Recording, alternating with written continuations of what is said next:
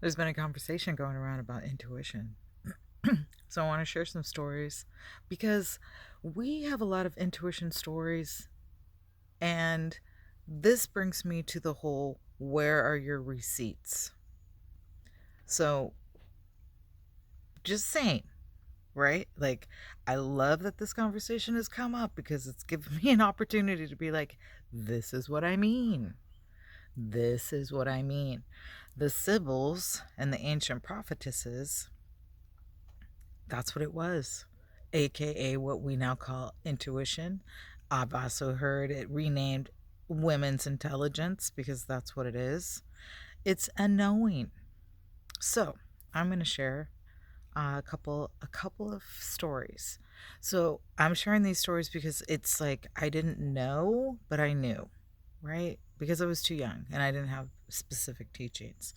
So I'm in I'm in high school and I'm a year older than most people because that's a whole nother story too.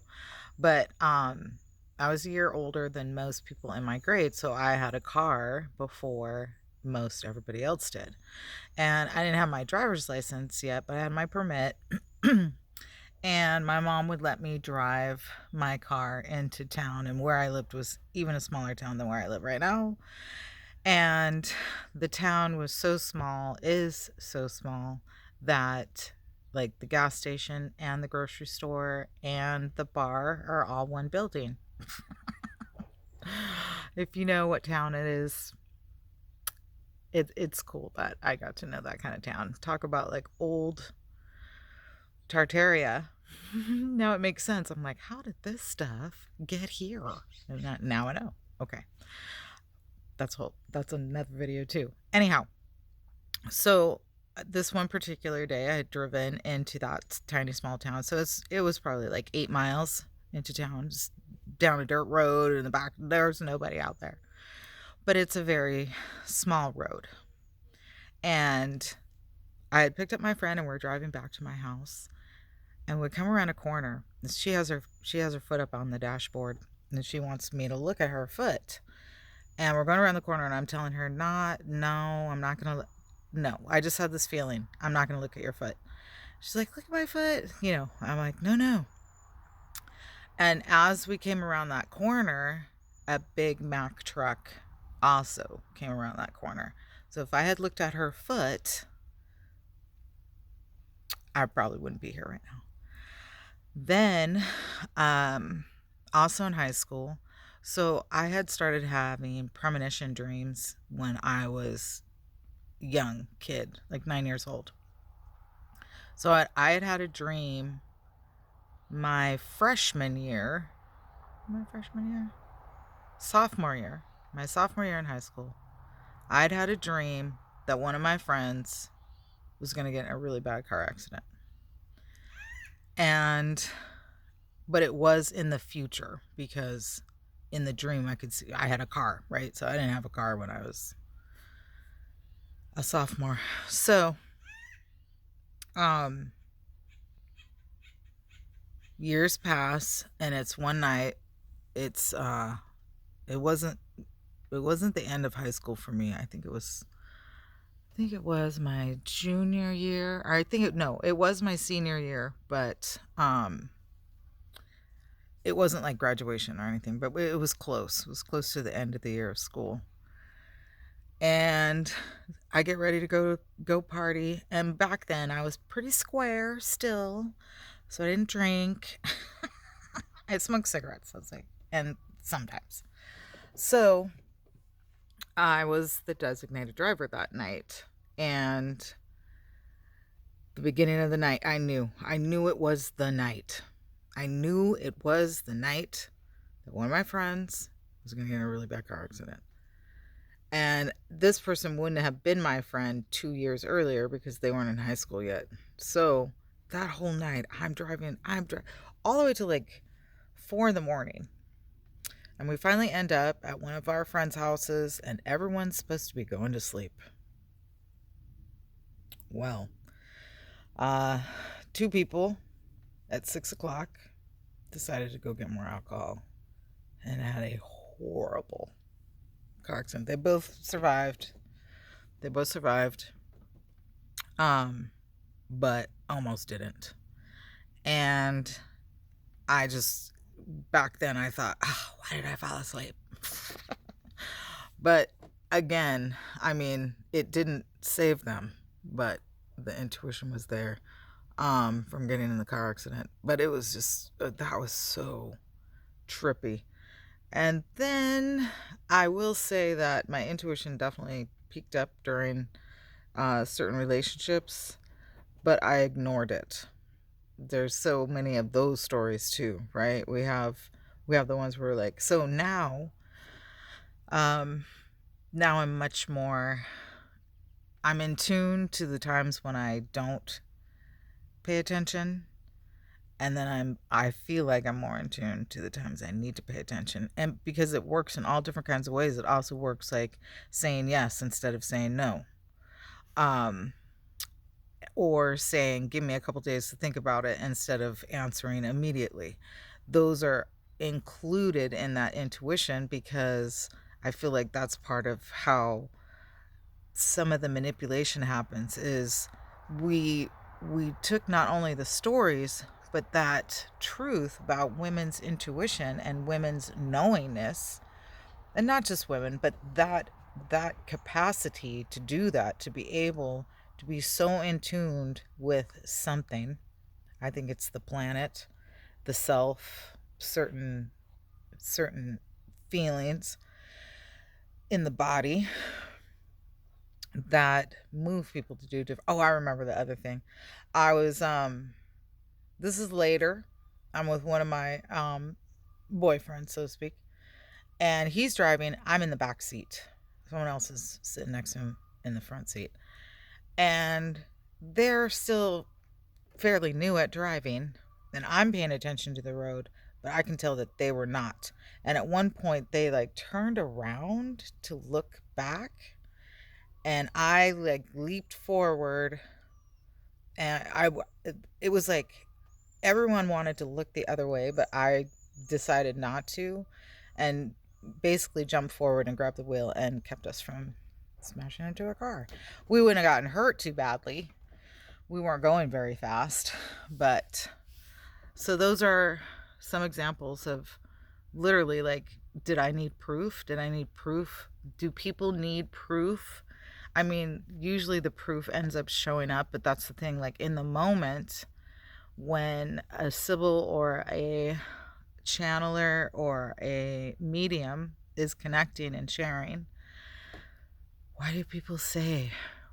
And I think I personally, when I share certain messages from the mother, and you can go back to some of my old videos, you can see, especially the ones where I talk about the energies and the way that the feminine divine has been not only manipulated, but there are still symbols and magics and manipulations going on that are to, like, it's shifted, but to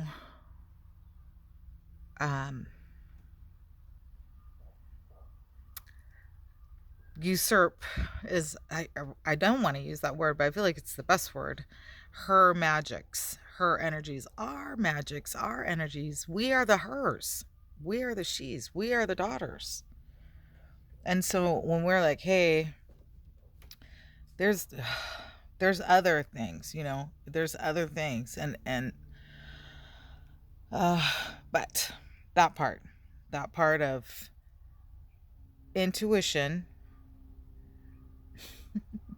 that inner intelligence, that inner knowing, is the sublime line, is the goddess line, is that mysterious line. This is why there are certain things, no matter what somebody else has shown. I mean, there are some things, but there's certain things, like how I feel about the Great Mother and how I feel about what the creation energy would look like. And yes, we say no gender, but what represents that the most? What represents that the most?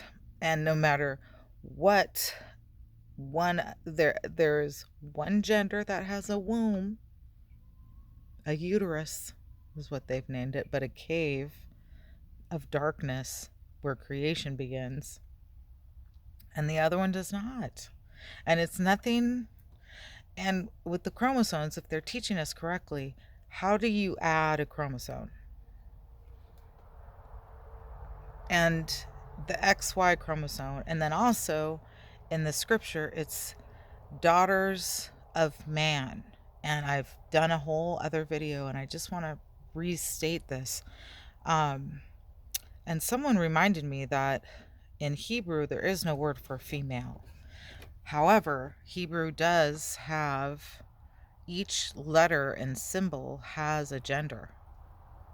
So there is still this idea that creation is at least balanced. It's not just male. And so if any of this has anything, it's at least that part. It's at least recognizing that creation, birth, cannot happen without darkness and a womb or a uterus. And so this again is where my theory is that through religion and certain educations and indoctrinations, we are pulled out of the idea that mother is the birther, mother is creation. And so if you remove that and you focus only on the male, only on the masculine, only on this being that seems to know so much but knows very little about the human female body that he supposedly created, why wouldn't it create this, even for the female or for the woman? And this is why I don't like saying woman, because woman is not what we called ourselves. Man, we are men. We are the men of earth. We are the daughters of man, mother, menses.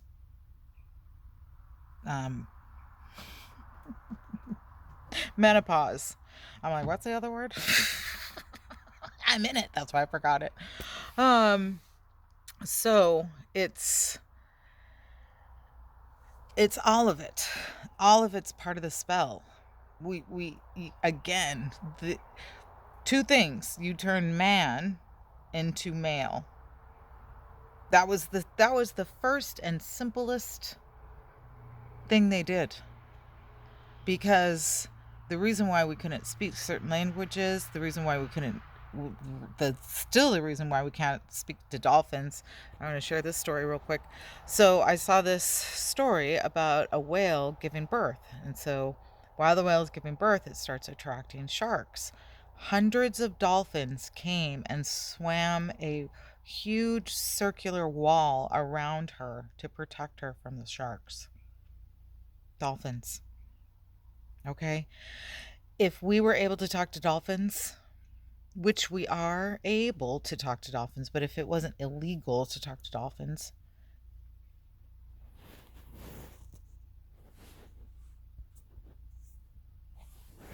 okay, we would rule the world. And this is what the mothers did. And I think we also talked to the dragons, and I think that the dragons were connected to the mothers. I know this one. Talk about intuition. I know that the mothers are the lineage connected to the dragons, to the griffins. And that must have been the ultimate goal. When we see these pictures of these beings, that must have been why it was so important to eliminate the dragons. This is, and so one of my friends was saying, we must have done something. We must have maybe, so much control, lost control of the dragons, maybe. But I think there's still dragons somewhere. And in one of the depictions, it showed like a dragon and a cat. And I was like, are they trying to tell us something? Because, cats' eyes are different from all other animals. They are more like snakes. So that's interesting because, and then I love the depiction on one of the movies where it's like a Flurburger or something like that. Then it turns into like a seven-headed dragon. Some kind of creature. So, with that is just some theories and ideas. Not theories and ideas, but actually like theories, yes. Ideas, yes. And also that part. It is an inner knowing that the divine the divine men are the ancient sea stars' daughters. And once we switch how we perceive, that's part of the illusion, right? We switch how we perceive, we go along with it, and we've helped to create. But it comes from a over patriarchal kind of secret establishment. Because even what we know is just the surface. It's just the surface. There's such deeper stuff going on. The things that we're discovering, the buildings that we're discovering, side note, like in Balboa Park, what is not known is there's tons of underneath stuff. There's supposed to be like tons of underneath stuff. And if you come off of that mountain from a certain direction, I think it's a pyramid. And that's all over the place. So all these cover-ups, all this dismiss, I think why subjugate the human female so much? I think it's because she's actually superior. I think they know that. Superior, not in a hierarchy of total control, but superior in architecture and knowledge and the stars, the earth, plants, medicine, surgery, all of that stuff. If you create a body inside your body, your genetics would know about the body. Wouldn't it? I think so. I think so. All right. That's the video for today. A little all over the place. But mostly to talk about intuition and the knowing of the great prophetesses, sibyls, and living goddesses of today.